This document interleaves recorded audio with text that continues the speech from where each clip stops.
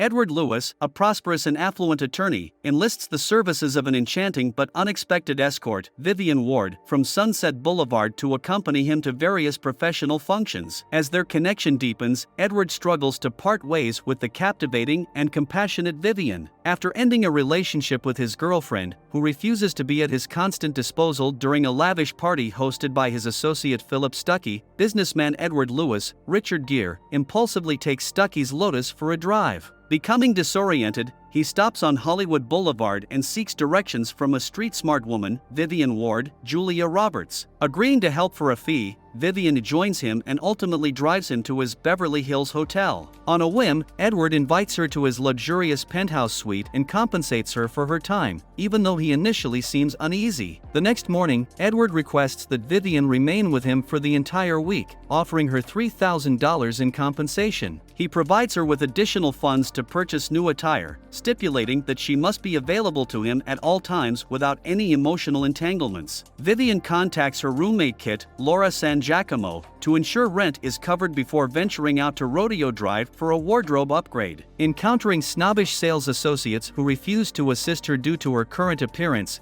Vivian returns to the hotel empty-handed, only to be confronted by the hotel manager, Barney Hector Elizondo. Barney emphasizes that her presence in the hotel is an exception made solely because of Edward's esteemed status. Distressed by her lack of suitable clothing for dinner, Vivian receives aid from Barney, who not only assists her with shopping but also provides guidance on proper dining etiquette. Upon Edward's return, he is astonished by Vivian's transformation. Although the business dinner proceeds smoothly, Edward finds himself preoccupied with the pending deal afterward. The following day, Vivian shares her disheartening shopping experience with Edward, who then accompanies her back to Rodeo Drive, where they spend a substantial sum on clothing. As Vivian undergoes a metamorphosis from streetwalker to refined woman, Edward returns to his work obligations. Triumphantly, Vivian revisits the store that had rejected her the day before, demonstrating the error they made in dismissing her. Back at the hotel, Vivian blends seamlessly with the upscale clientele. When Edward returns, he is still preoccupied with work, but the two find solace in each other's company as they share a relaxing bath. They spend the night conversing about their individual histories and the circumstances that led them to their current situations. The following day, Edward takes Vivian to the Polo. While Vivian chats to David Morse, the grandson of the man involved in Edward's latest deal, Philip is worried she is a spy. Edward reassures him by telling him how they met, and Philip then comes on to Vivian. When they return to the hotel, she is furious with Edward for telling him,